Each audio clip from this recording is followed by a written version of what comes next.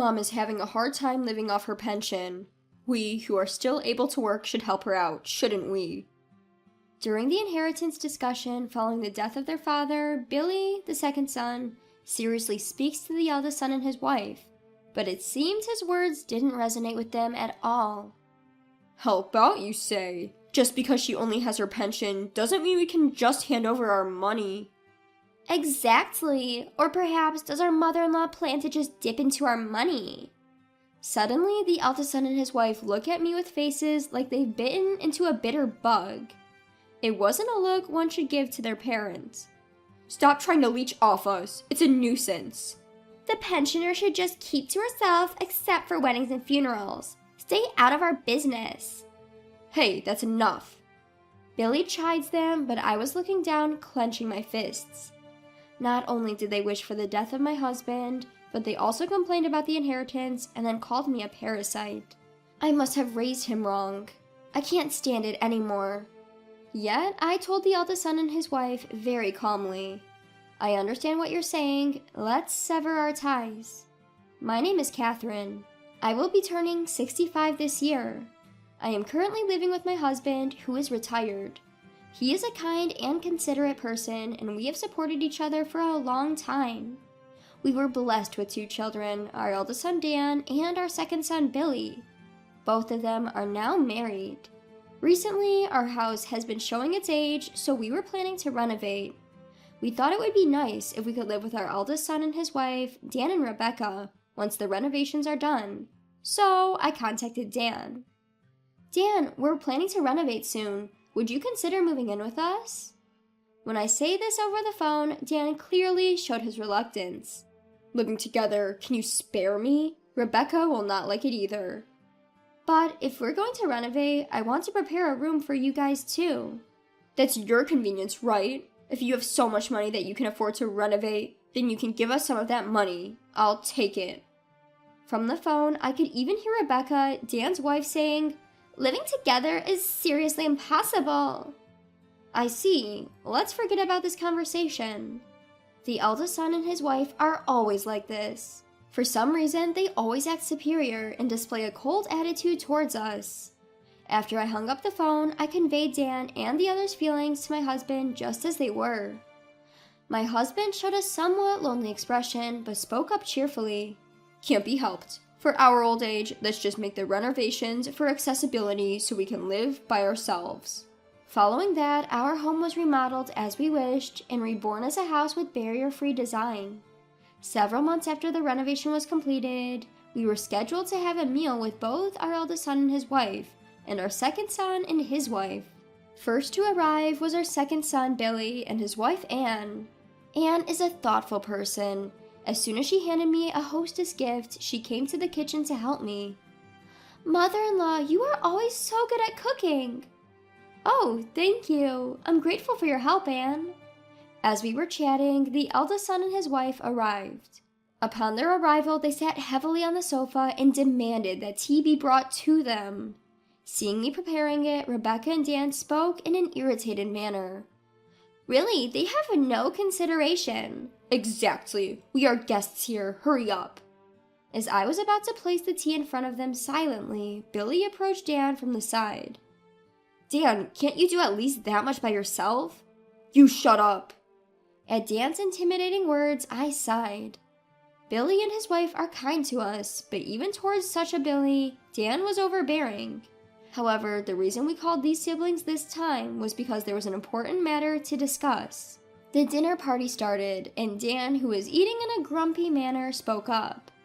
Hey Dad, since you called us here, you must have some business, right? Spit it out. Indeed. My husband looked at me, so I gave a small nod. The truth is, it has been found that I have lung cancer. Billy and his wife showed genuinely surprised expressions, but the eldest son and his wife's facial expressions didn't change much. Dad, cancer? What's the current situation? I'm going to be hospitalized starting next week, but they told me the cancer has spread all over my body, and I've got about 6 months left. That can't be. Well, Dad's old anyway. Dan muttered as if it was someone else's business. Rebecca chimed in. Well, you can't beat age, right? My uncle quickly passed away from stomach cancer, too. Her thoughtless words irritated me, and I couldn't help but raise my voice. Would you two just stop it? Catherine, it's fine. But the father calms me down and began to speak quietly, looking at his children.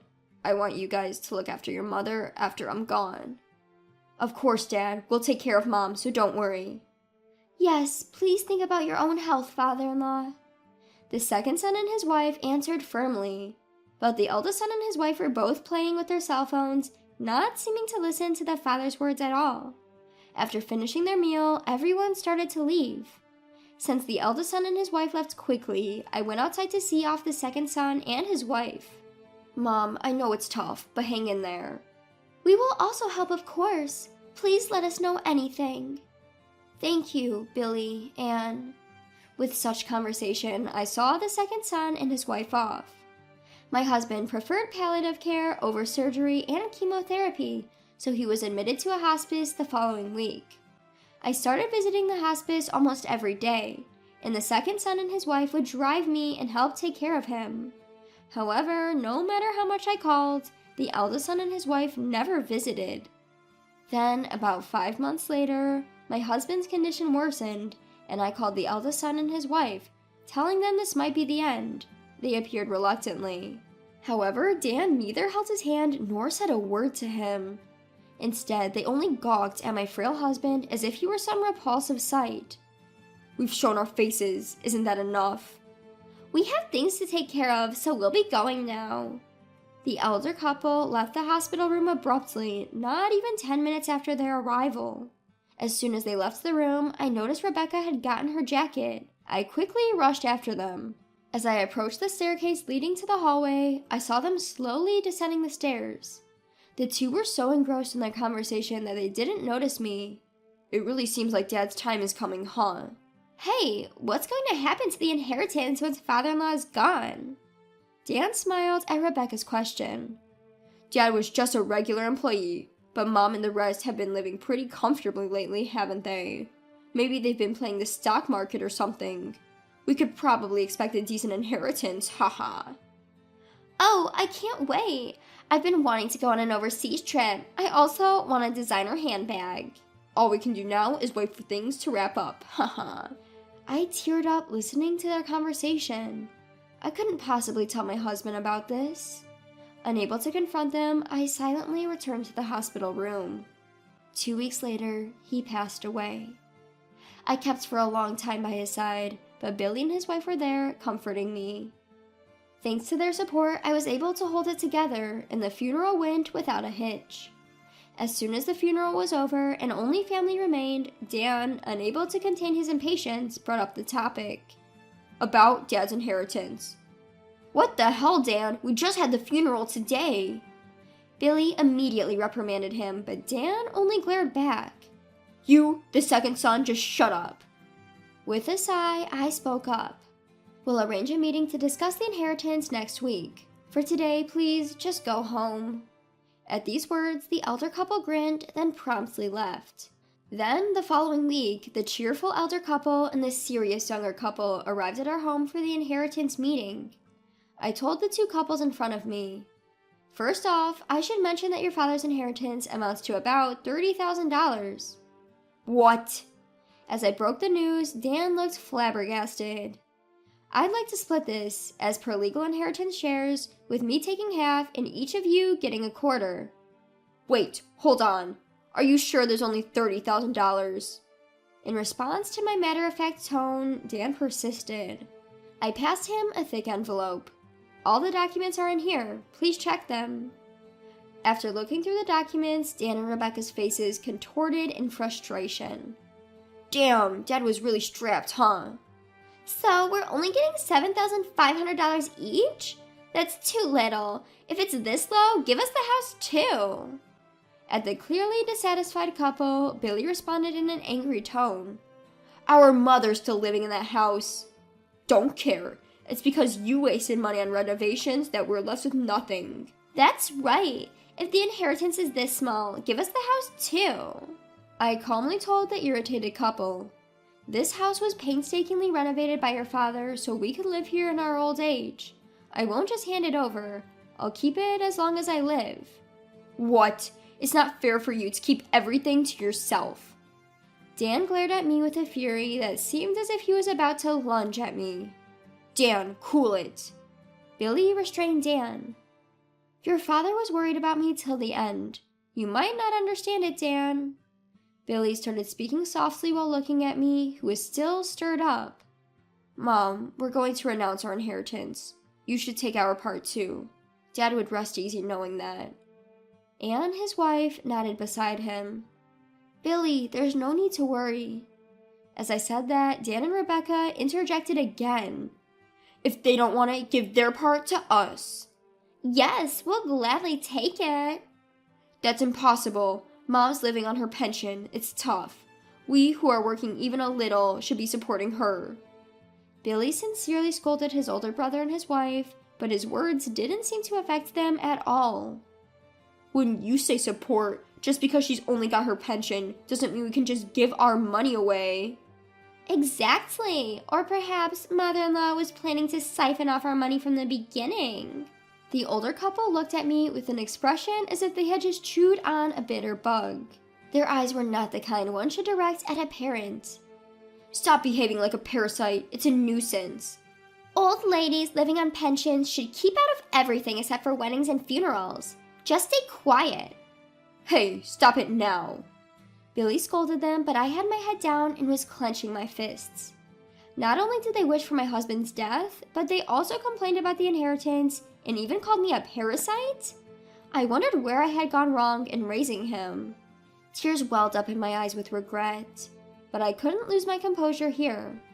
I gathered my feelings and said very calmly to Dan and Rebecca, I understand what you're saying, let's sever our ties.